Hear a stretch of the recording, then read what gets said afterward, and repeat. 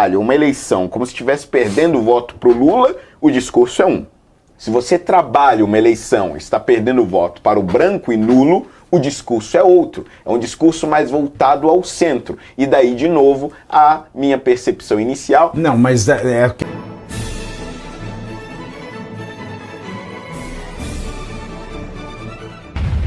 métrica e da pesquisa, o Flávio Bolsonaro vence no segundo turno, mas ainda é prematuro, até e porque agora, eu acho que o Lula vai derreter, hein? O interessante, quando você vê que o Zema é o cara que vota nele no segundo turno, certamente vai votar no Flávio Bolsonaro no segundo. Mas o cara que vota no Flávio Bolsonaro no primeiro turno, não vota no Zema no segundo. Porque o Zema, ele é o que perde com a maior margem de diferença. Ele perde do Lula por 11 pontos. Olha que loucura. Não gostaram do Zema. Não gostaram do Zema. Ainda O Zema mais fez. depois dessas O Zema fez. E vale lembrar também, né, o Holliday. A gente está falando de. O Cláudio ele trouxe muito bem. Uma vantagem, um aumento de 1 ponto do Lula, depois ele ter arregaçado o cofre público. 1% apenas e uma queda insignificante perto do tamanho que tomou na imprensa os áudios e a visita do Flávio ao Daniel Vorcaro, e sendo que ainda estamos na pré-campanha. E valendo lembrar também que as merdas do Lula são inesquecíveis, né? Exatamente. Eu começo por aí, Pavinato, porque há um ponto fundamental que é o seguinte: por mais que haja um desgaste do Flávio, o sujeito que pode vir a deixar de votar no Flávio jamais trocará, se deixar, né, de votar por conta dessas coisas envolvendo o Vorcaro e tudo mais, jamais votará no Lula, porque esse é um eleitor essencialmente moralista, quer dizer, ele está preocupado com a questão da corrupção, do desvio, e ele interpreta a ação do Flávio como algo semelhante a isso.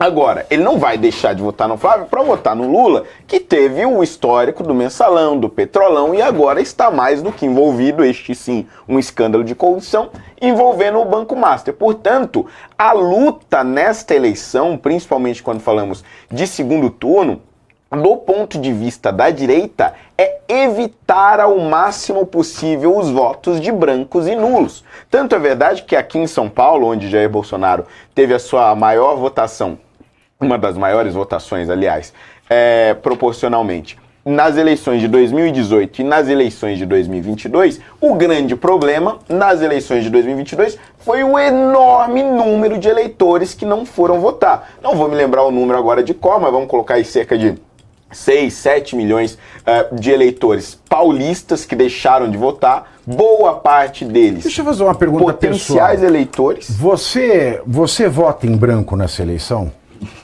Não, eu voto. Você vai votar no Joaquim Barbosa por quê? Eu ia falar que eu ia votar em mim, mas eu não sou mais candidato. Tá.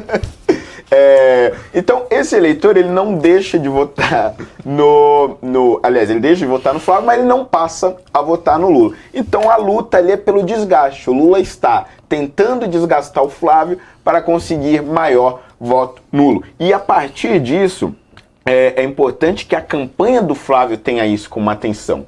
Porque se você trabalha uma eleição como se estivesse perdendo o voto para o Lula, o discurso é um.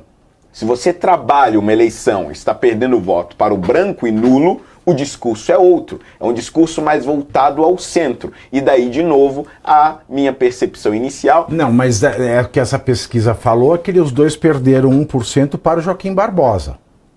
Não necessariamente. Não para o branco e nulo. Não, ele perdeu também para o branco e nulo. Não foi 100%. Não, o Flávio... esquece. Não sei o que vocês estão falando. Entendi. Não sei. Deixa eu falar. Bom, enfim... Mas o ponto é o seguinte, você faz uma campanha voltada ao centro, a este eleitor indeciso, que muito provavelmente não votaria no Lula, mas pode deixar de votar em qualquer um deles. E aí o meu segundo ponto era justamente o que o Caivano trouxe. Boa parte dos outros candidatos do primeiro turno, a maior parte dos seus eleitores acabam naturalmente indo para o Flávio Bolsonaro. E aí, nesse momento, eu quero me focar no erro estratégico do Zema. Uma coisa é você lançar uma candidatura de primeiro turno e dizer, olha, eu não quero ser linha auxiliar do fulano, eu não vou abrir mão da minha candidatura, porque preciso ajudar o meu partido a subir legenda, etc e tal. Outra coisa é você começar a atacar o principal candidato desta linha, porque aí você se desgasta, você cria e reforça uma imagem de oportunista. E pior, no caso do Zema, ele cometeu o primeiro erro, não corrigiu, e ao invés de ficar quieto, ficar na dele, deixar a poeira baixar, não, ele insiste. Hoje deu outra declaração dizendo que aquele que vota no Flávio está beneficiando o Lula. Ele desgasta esse eleitor, ele prejudica principalmente os candidatos do Novo, que estão na região sul do país e que, coincidentemente, são aqueles candidatos mais fortes que o Novo tem hoje. No Paraná você tem Deltan Dallagnol, tem Sérgio Moro, que são... Aliás, o Sérgio Moro está no PL. Você tem o Jeffrey Chikini, que são pessoas que realmente têm uma repercussão nacional e que vão perder muitos votos por conta da declaração do Zema e por estarem no Novo. E um partido que já estava ruindo, estava em tendência de queda, agora, por conta do seu candidato à presidência da República, estará enterrando de vez qualquer oportunidade de se dar bem. Nós agora vamos falar aqui de enterro, né?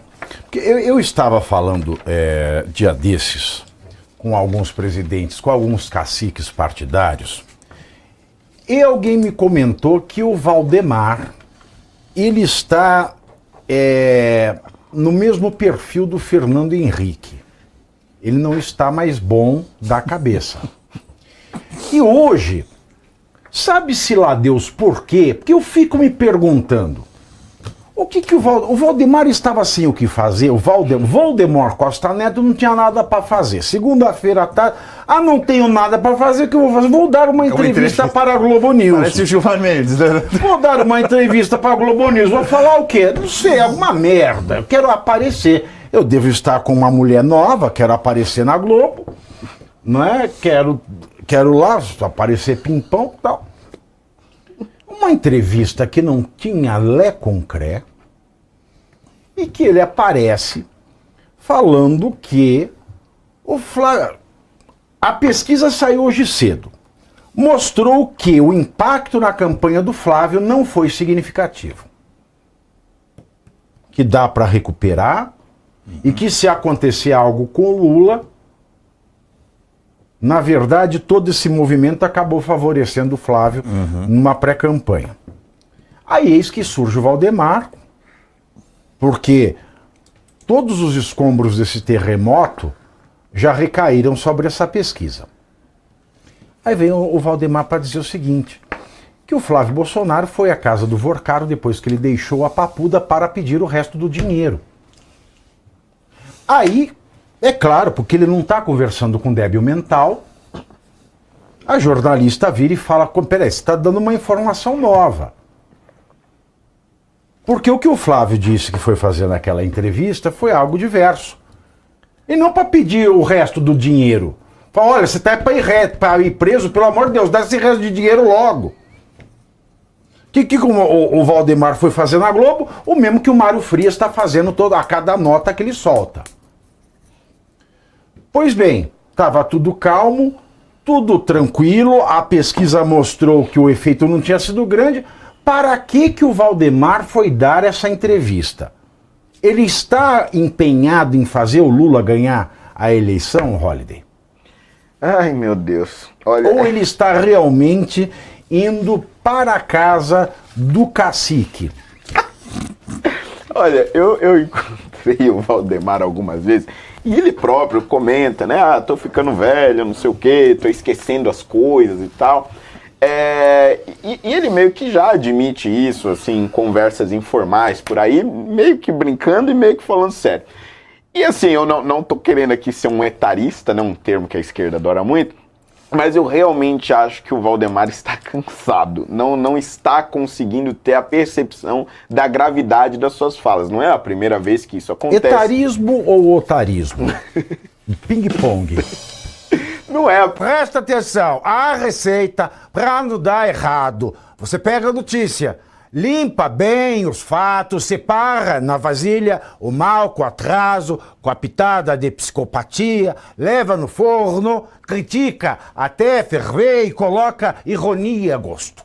Eu acho que eu não sei imitar o Jacan, mas eu sei servir uma bela salada de notícia com crítica e com aquela pitada de ironia que faltava na receita da velha imprensa. Toda noite às 7h30, ao vivo, na sua TV e no YouTube do Metrópolis, eu, Thiago Pavinato, analiso ao lado de convidados para lá de especiais os principais temas da arena política brasileira, colocando os pingos nos is, sem rodeio e sem filtro.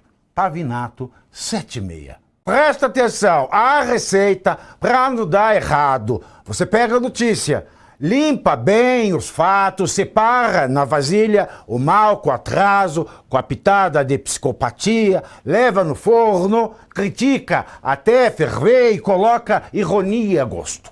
Eu acho que eu não sei imitar o Jacan, mas eu sei servir uma bela salada de notícia com crítica e com aquela pitada de ironia que faltava na receita da velha imprensa.